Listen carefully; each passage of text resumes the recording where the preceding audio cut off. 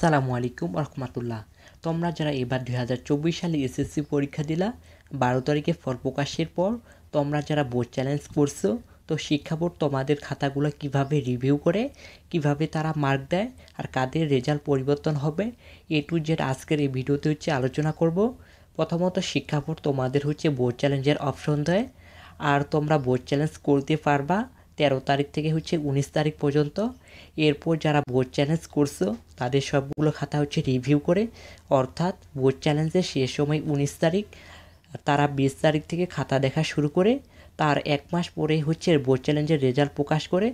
Board চ্যালেঞ্জের খাতাগুলো কিভাবে দেখে বা কিভাবে তারা মার্ক দেয়, বোর্ড চ্যালেঞ্জের পর শিক্ষা বোর্ড তোমাদের কীভাবে খাতা দেখে, খাতার কোন অংশটাতে দেখো।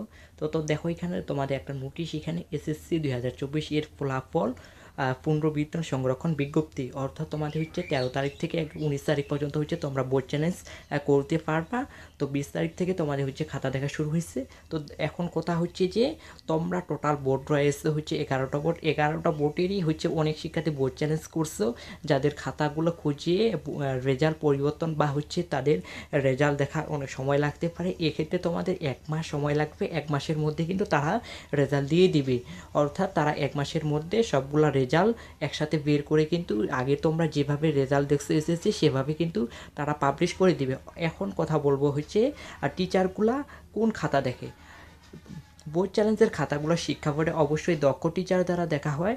শিক্ষা বোর্ড মূলত তোমাদের শিক্ষা বোর্ড মূলত তোমাদের সবগুলো খাতা দেখে না, অর্থাৎ তোমরা যে খাতার মধ্যে প্রশ্নের মধ্যে প্রতিটা পৃষ্ঠায় যে প্রশ্নগুলো সলভ করছো তা আসলে খুঁটিনাটি দেখে না, তারা শুধু দেখে তোমাদের শিক্ষক নির্দেশনা।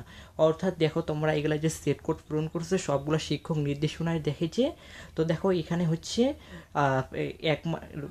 এক নাম্বার, 2 নাম্বার, 3 নাম্বার, 4 নাম্বার সবগুলো এখানে এখানে টোটাল যত পাইছো তোমাদের এখানে লেখা হয়। তো দেখো এখানে 2 নাম্বারে পাইছে 4, 3 নাম্বারে 2, 6 নাম্বারে 2, 8 নাম্বারে 3। তো টোটাল মার্কটা যোগ করে কিন্তু পাইছে 11। অর্থাৎ টিচারগুলো তোমাদের এইখানে দেখবে যে তোমরা এখানে যোগ বিয়োগ করতে কোনো কিছু ভুল হয়েছে কি না। তারা এই মার্কগুলো দেখে কিন্তু তোমাদের বোর্ড চ্যালেঞ্জের রেজাল্ট পরিবর্তন করবে। তারা কিন্তু তোমাদের খাতার প্রতিটা পৃষ্ঠার উল্টে অর্থাৎ কী লিখছে তোমরা রিভিউ করে দেখবে না, অর্থাৎ তোমাদের শুধু কভার পেজটা দেখবে এবং শিক্ষক নির্দেশনার যে মার্কগুলো রয়েছে এই মার্কগুলো তারা আবার ভালো করে রিভিউ করে দেখবে যে তোমাদের কথা ভুল হয়েছে কিনা। আর একটা বিষয় তারা দেখে তোমাদের এমসিকিউ এবং সিকিউ রাইটিং পার্ট সহ তোমাদের শিক্ষা বোর্ড থেকে যখন রেজাল্ট পাবলিশ করে, অর্থাৎ টোটাল মিলে যখন কাউন্ট করা হয় ওইখানে কম্পিউটারে টাইপ করা হয় রেজাল্ট, ওইখানে কোনো মার্ক বা কোনো নম্বরের জন্য ভুল হয়েছে কিনা তারাও শিক্ষা বোর্ড কিন্তু এগুলাও দেখে। এই দুই পদ্ধতিতে কিন্তু দেখে।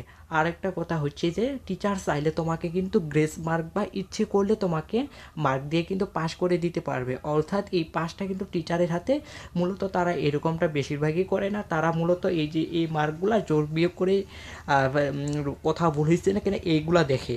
তো